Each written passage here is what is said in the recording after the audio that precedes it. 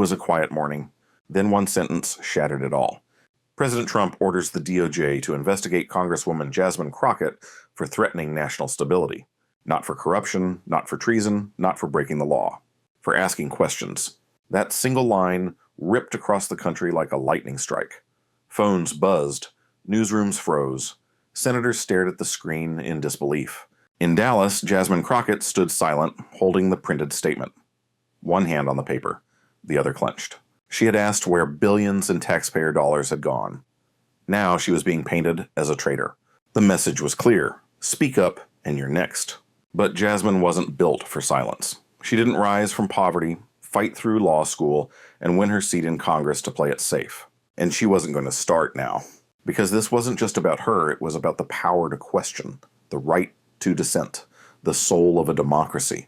And as the president tried to silence her, Jasmine Crockett stood ready, not to defend herself, but to put him on trial in the court of public opinion. The first arrow didn't come from Congress.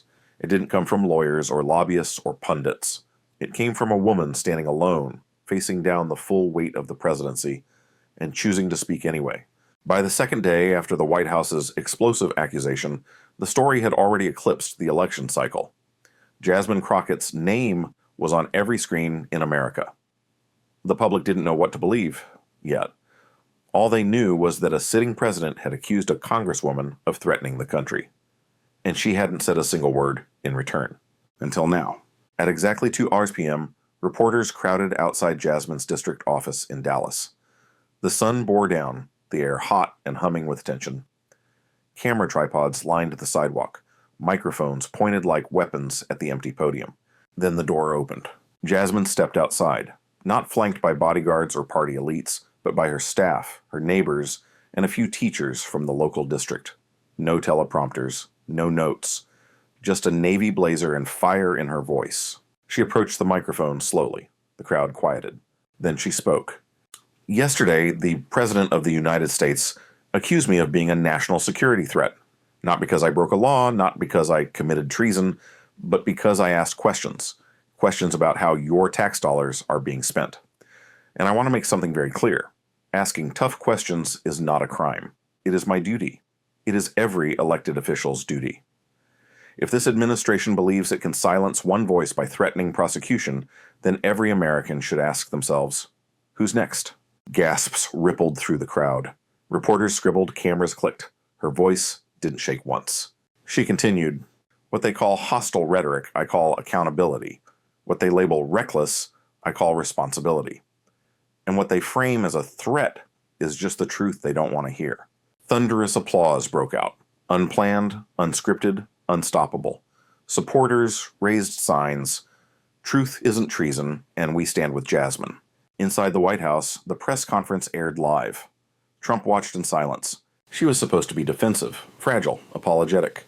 Instead, she had just fired the first arrow. That night, the internet caught fire. Clips of Jasmine's speech went viral on TikTok and Instagram.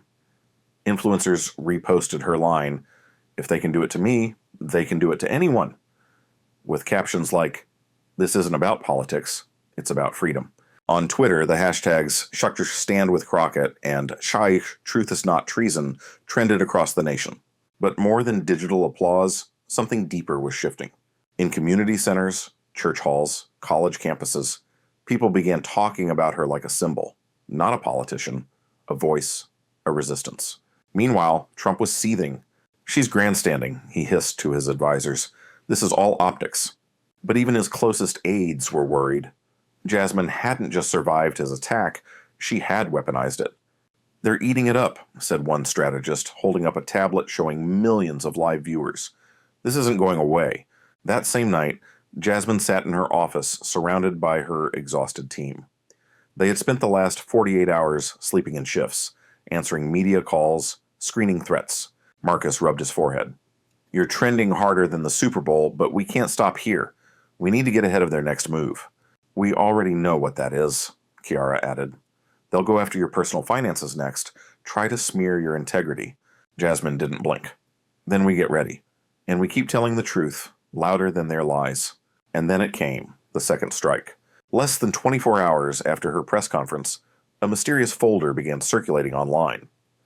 An anonymous source claimed it showed Jasmine had received donations from a foreign NGO tied to anti-American activities. The story made front-page news in conservative outlets. Radio hosts pounced. Foreign money, they sneered. Foreign influence. But Jasmine's team was ready. At 10 a.m., Chiara stood in front of a crowded press room with digital receipts, banking records, and donation data. "We're not just denying the claim," she said. "We're proving it's fake, and we can show who forged it." What followed was a carefully timed digital counteroffensive. Jasmine's cybersecurity team had traced the falsified documents back to a private intelligence contractor known to have ties with pro-Trump past. The story flipped. Now it was Trump's camp facing the questions.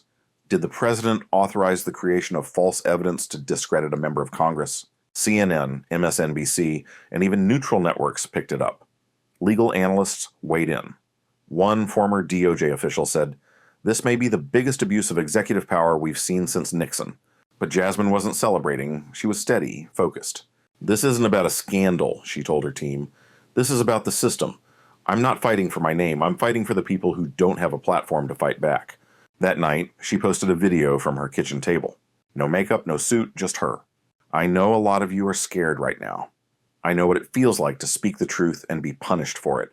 But I need you to know, your voice still matters. The louder they try to silence me, the more I'll speak for all of us." The video hit 2 million views in a single day, and so the battle lines were drawn. Trump had tried to shut her down with intimidation. Jasmine had responded with truth, transparency, and defiance. The first arrow had landed, and it hit harder than anyone expected. The president was no longer content with headlines. He wanted obedience, silence, total submission. And Jasmine Crockett had become a symbol of everything he couldn't control.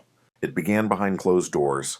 In a wood-paneled briefing room deep inside the West Wing, Trump sat at the head of a narrow table surrounded by a small circle of loyalists. The air was thick with tension. Screens on the wall flashed with polling data. None of it good. Jasmine's approval ratings were rising. Fast. "She's playing the victim," Trump sneered, turning this into some kind of civil rights movie. "She wants to be Rosa Parks with a microphone." His chief strategist spoke cautiously. "Sir, we tried to hit her with national security. She flipped it on us. If we escalate, we risk turning her into a martyr." Trump leaned forward, eyes narrowing. "Then we go where it hurts. Her integrity, her money.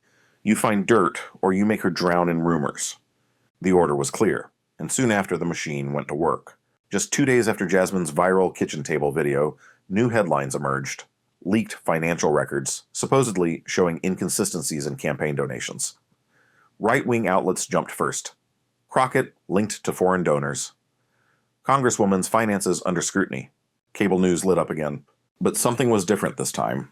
The leak didn't come from official channels. It came from an anonymous government source with no verifiable identity. The documents were grainy, clumsily redacted with names misspelled and dates that didn't add up. Still, it didn't matter. The goal wasn't proof. It was doubt. Inside her Dallas office, Jasmine stared at the printouts in silence. "Pathetic," she finally said. Marcus, scanning the same pages, shook his head. "They're not even trying to make it look real anymore." "But it doesn't have to be real," Chiara added. "They just need the noise, a headline cycle, enough to plant seeds." Jasmine nodded. "Then we don't just offend, we expose." That afternoon, she launched a surprise press event. Not with statements, but with receipts. In front of a wall-sized monitor, Jasmine's team played side-by-side images, the leaked documents next to the real ones. Timestamps, metadata, IP addresses, traced to a shadowy DC lobbying firm with ties to a known pro-Trump superpass. "These weren't leaked," Jasmine said into the camera. "They were manufactured, fabricated, faked. And they weren't just trying to smear me, they were trying to normalize corruption. This isn't a scandal, it's sabotage." The press room exploded with questions. Even skeptical reporters were stunned. And just like that, the narrative flipped again. By evening, journalists began digging deeper into the firm linked to the forgery. A well-known investigative outlet published a bombshell report. Documents suggest White House staff coordinated with private intelligence firm to fabricate financial leaks against sitting Congresswoman. The story spread like wildfire. Editorials demanded accountability. Constitutional scholars warned of executive overreach of historic proportions. But inside the White House, Trump was livid. "This is all lies," He barked at his aides. "She's manipulating the media. I want countermeasures, fast." One aide suggested backing off. "Sir, if DOJ pushes this, they'll get dragged into an illegal political operation." Trump slammed the table. "Then we don't use DOJ. We use everything else. Whisper campaigns, political pressure. Hell, we'll start pushing to censure her in Congress." The next morning, the political strike escalated further. A group of far-right lawmakers held a press conference calling for Jasmine's suspension from Congress pending an ethics investigation. The request was symbolic, but dangerous. It gave legitimacy to the smear. Cameras caught Jasmine walking through the Capitol hallway as a reporter shouted, "Are you afraid you'll be removed from office?" She stopped, turned, and looked the camera dead on. Afraid? No, but concerned. Yes. Because if a president can abuse his office to silence a question, and if a Congress can stand by while that happens, then we don't have a democracy. We have a monarchy. Her words echoed throughout the rotunda. That evening, her supporters gathered outside federal buildings in 6 states. Protest signs read, "This is not normal." One group of veterans in Nevada issued a public letter condemning the president's attacks on elected representatives. And then came the moment that cracked everything wide open. A career DOJ prosecutor, speaking anonymously to a major outlet, said, "We're being asked to fabricate justifications for political attacks. This isn't law, it's revenge." The quote ran across every network, and for the first time, the political strike boomeranged. Instead of weakening Jasmine, it began unraveling the very system Trump had weaponized. Back in her office, Jasmine sat with her team, reviewing the chaos. She wasn't smiling, she was calm, focused. "Now they know I won't break," she said. "But more importantly, they're realizing the country won't either." The real war wasn't waged on the news. It was fought in back rooms, in basements, in quiet spaces behind drawn blinds and locked doors. In one such place, Jasmine Crockett's modest district office in Dallas, lights never went off anymore. Her team hadn't slept properly in days. Phones rang around the clock. Volunteers streamed in and out, fueled by cheap coffee, adrenaline, and conviction. The walls were covered in whiteboards, sticky notes, tracking media, timelines, and threats. The office had become a war room, but unlike Washington, where people played games for power, this was different. This was defense for the Constitution, and Jasmine was done reacting. She was ready to attack. Marcus Hill sat at the conference table, his tie loosened, his sleeves rolled up. He had served on 3 congressional campaigns, seen more than a few crises, but this was something else. "They're trying to crush us through chaos," he said. "Flood the airwaves, drown the truth." Kiara Lane, Jasmine's 29-year-old communications director, was typing furiously beside a stack of rapid response memos. "We fight noise with clarity," she replied. "We don't just respond, we control the pace." She clicked a remote. A screen lit up with a list of platforms. Instagram Reels, TikTok Cuts, Reddit AMA Plans, Twitter Threads, YouTube Strategy. Jasmine sat at the head of the table, chin resting on her hand, eyes unwavering. "This isn't about headlines anymore," she said. "This is about survival, for the truth." Outside, the threats were getting bolder. Anonymous letters had arrived at the office. Jasmine's home address had been leaked. Her husband, Daniel, now had private security escorts to and from work. And yet she refused to back down. "I didn't run for Congress to be comfortable," she told Daniel one night, lying beside him with her shoes still on. "I ran to hold people accountable. If this is the cost, then so be it." On day 7 of the media storm, Jasmine's team launched their counterstrike. Not a press conference, not a political ad, but a nationwide live stream titled, "Ask Me Anything, No Filter, No Fear." Set inside her cluttered office, with messy stacks of paper and posters in the background, Jasmine went live with a microphone and a laptop. No scripts, no rules. Only real questions from real people. A teacher from Mississippi asked, "Congresswoman, what keeps you going when they're trying to ruin you?" She smiled gently. "I remember why I'm here, because the people who try to silence me aren't afraid of my voice. They're afraid of what my voice represents, yours." The live stream drew over 3.5 million views in 24 hours. Clips flooded every platform. Her quote, "They're not afraid of me, they're afraid of us," was plastered on protest signs, t-shirts, and memes, but not everyone was cheering. Inside the Department of Justice, the tension reached its breaking point. One senior official sent an encrypted message to a journalist. "We are being asked to destroy someone without a case. We are not a political weapon. and this has gone too far. The leak shook Washington. That night, legal analysts debated the implications live on air. CNN ran the headline, DOJ pushback. Are prosecutors resisting Trump's orders? In the West Wing, Trump exploded. She's turning DOJ against me, he shouted. They're falling for her act. His press secretary tried to de-escalate. Sir, maybe we pivot. No pivot, he roared. We don't retreat, not from this. But deep down, even his inner circle could feel the cracks forming. Back in Dallas, Jasmine watched it all unfold from her office couch, eyes tired but resolute. She's coming unfiltered, Kiara said, showing social analytics. The numbers don't lie. People aren't just watching, they're engaging. We build on it, Jasmine said, in town halls, community calls, not just reaction, mobilization. Marcus added, and behind the scenes, we keep collecting every threat, every lie, every abuse of power. Jasmine nodded slowly. If they want a narrative war, let's give them one they can't control. That weekend, Jasmine made a surprise appearance at a local church in South Dallas. No cameras, no podium, just a folding chair and a circle of elders. One retired pastor leaned forward. Child, we've seen leaders rise and fall, but you're walking through fire with your head high. Just know, we see you. For the first time in days, Jasmine's eyes welled with tears. Not from fear, from recognition, from knowing she wasn't standing alone anymore. By the end of the week, her team had built a quiet but formidable infrastructure, local listening sessions in 12 cities. Thousands of volunteers answering community calls, a digital map of real-time public support across states, and a growing list of Republican staffers sending tips anonymously. The counterstrike had begun, and it wasn't loud. It was precise, relentless, and entirely people-powered. Every conflict has a breaking point, and Jasmine Crockett's came not with a bang, but a whisper, a quiet tip, an email, sent from a burner addressed to a junior member of her staff. Subject line, urgent. They're going to move fast. Body. White House plans to push DOJ for formal indictment this Friday. They're drafting the language now. Pretext, foreign collusion, and national sabotage. Don't wait. Hit them first. The email couldn't be verified, but Jasmine didn't need verification. She trusted her instincts, and they were screaming, this is it.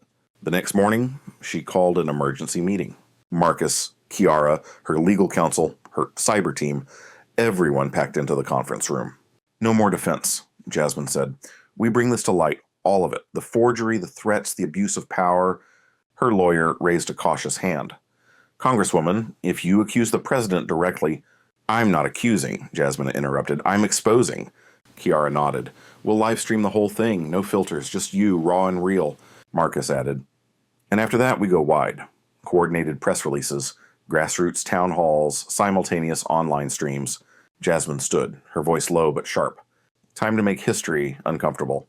By 7 p.m., over 12,000 people had gathered online for the live stream. The title was simple.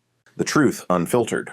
Jasmine appeared on screen, sitting in front of a single lamp in her home office. No makeup, no podium, no spin, just her.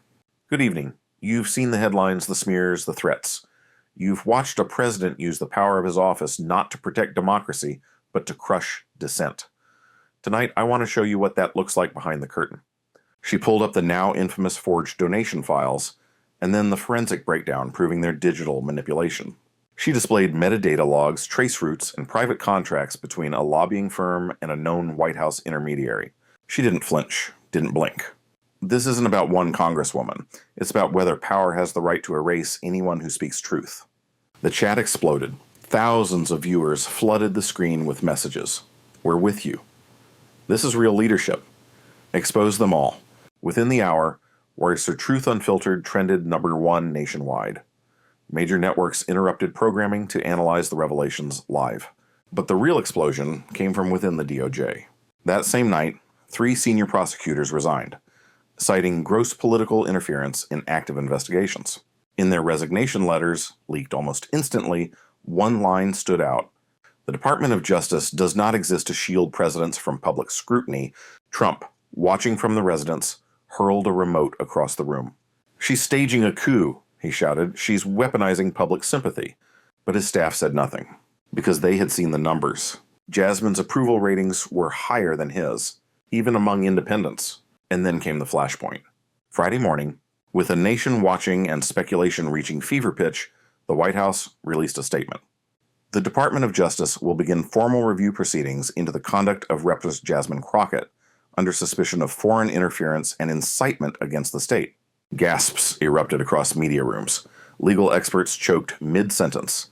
Commentators stared at the screen in disbelief. A sitting congresswoman, charged with threatening the state for asking questions. At 2:30 p.m., Jasmine stood on the steps of the federal courthouse, surrounded not by lawyers, but by citizens. Educators, nurses, factory workers, young organizers holding handwritten signs.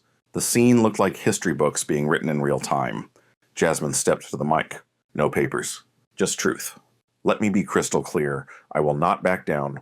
I will not be silenced. Because if speaking truth is now considered sabotage, then we are all in danger. She paused, her eyes locking with the camera. And if this administration wants a trial, then let it be in the court of the people. The crowd erupted. Cheers, tears, chants of "We stand with Jasmine." That clip went viral within minutes. Even conservative voices began to break ranks. A former Republican judge told NBC, "I may disagree with her politics, but what's happening here is un-American." The DOJ, under massive internal pressure, held a press conference that evening. In a stunning pivot, the Deputy Attorney General announced, "The Department of Justice will pause all investigations related to Representative Jasmine Crockett pending an independent review. We will not allow the perception of political retaliation to taint our institution." The announcement sent shockwaves through D.C. It was the first public rupture between the DOJ and the White House, and it signaled something even bigger. Trump's control was cracking. That night, Jasmine walked alone into her office, the streets still buzzing with protests. She looked out the window, down at a group of teenage girls holding a banner.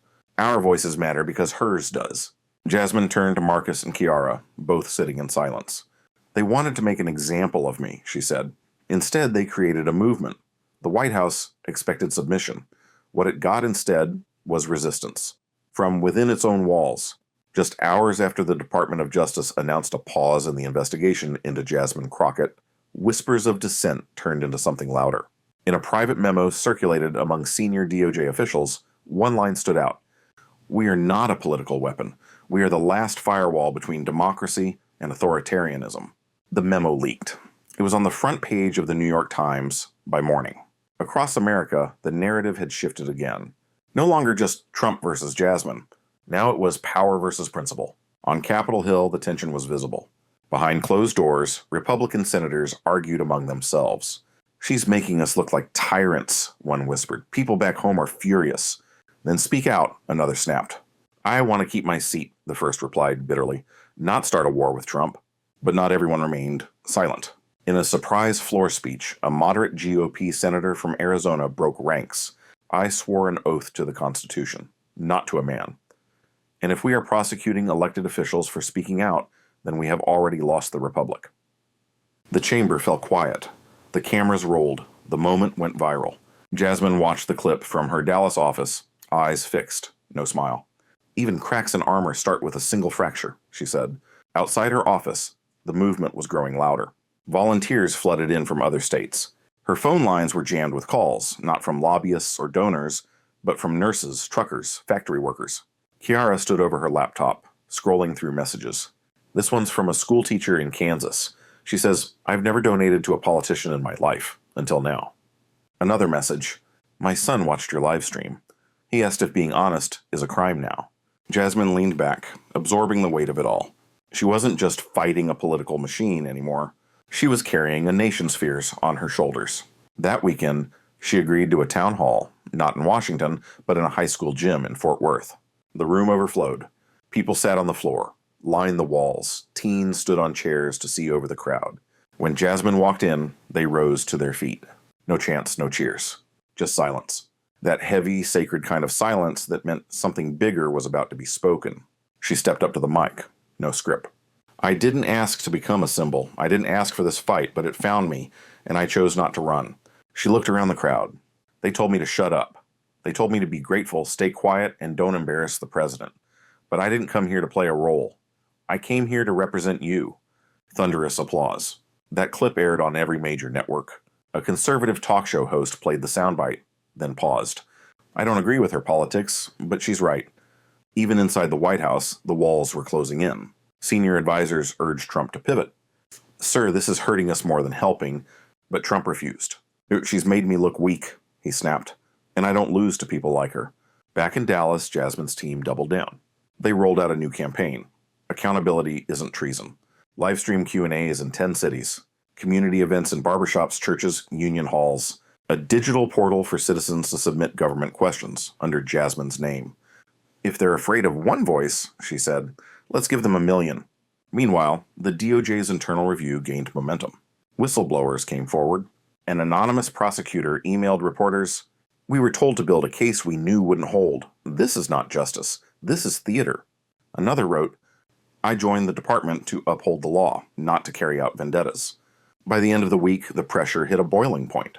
The Attorney General, long silent, stepped in front of the press. Cameras flashed. The nation held its breath.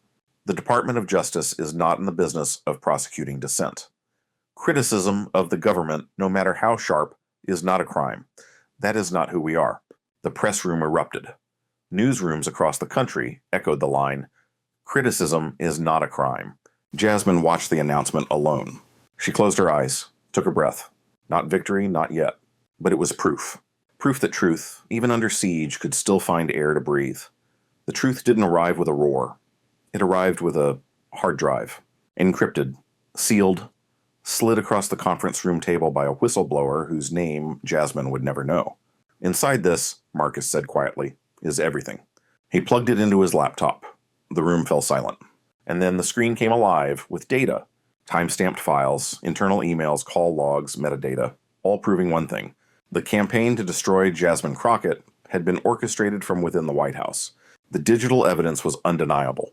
Documents linking forged financial reports to a private security firm, hired just weeks earlier by a PAC with direct ties to Trump's inner circle. Screenshots of emails where a senior communications aide at the White House wrote, "We need to drown her in scandal. I don't care if we make it up, just bury her." Even audio clips, snippets from Oval Office conversations, secretly recorded by a disillusioned staffer. "We're not going to beat her with truth. We beat her with narrative. If DOJ won't play ball, we'll find someone who will." Jasmine stared at the screen, unmoving. Then she whispered, "We go public, all of it, every file, every lie." The next morning, Jasmine held a press conference unlike any in modern memory. No American flag backdrops, no polished sound bites, just a massive projection screen and a single line on the wall. The truth has a paper trail. One by one, her team walked through the evidence, methodically, coldly, like prosecutors building a case. Jasmine stood last. "They didn't just try to silence me," she said. "They tried to fabricate my fall. They tried to gaslight the country. And now they're caught." The press room exploded. Journalists shouted. Phones rang. Headlines formed in real time. "Crockett presents bombshell evidence of political sabotage. Whistleblower leak ties. Trump team to forged DOJ docs. Oval Office audio reveals strategy to drown Congresswoman." By midday, every major network aired the full press conference uninterrupted. Clips trended worldwide. Lawmakers watched in stunned silence. And in the West Wing, the storm hit full force. Trump paced the carpet, jaw clenched, eyes wild. "She's lying," he barked. "All of it's fake." But his advisors didn't respond, because they'd seen the files, and they knew. They were real. Hours later, a top aide resigned quietly. By the end of the day, 2 more followed. By nightfall, a memo leaked from inside the administration. "We no longer have control of the narrative. She flipped it, and she has the receipts." Meanwhile, Jasmine's office became the center of a movement. People showed up with flowers, letters, donations. One man drove from Oklahoma just to stand outside and say, "Thank you." A teenager from Atlanta sent a message that read, "I used to think no one in D.C. cared about us. You changed that." That night, Jasmine sat in her living room, laptop open, watching reactions pour in. Kiara entered quietly. "The media is calling it a political earthquake," Marcus followed. "And there's talk in Congress. Quiet talk, the I word." Jasmine looked up. "Impeachment." Marcus nodded. "They're scared, not just of her anymore, of what she proved could happen to any of them." The next day, Jasmine returned to Washington. When she walked through the Capitol, people stopped.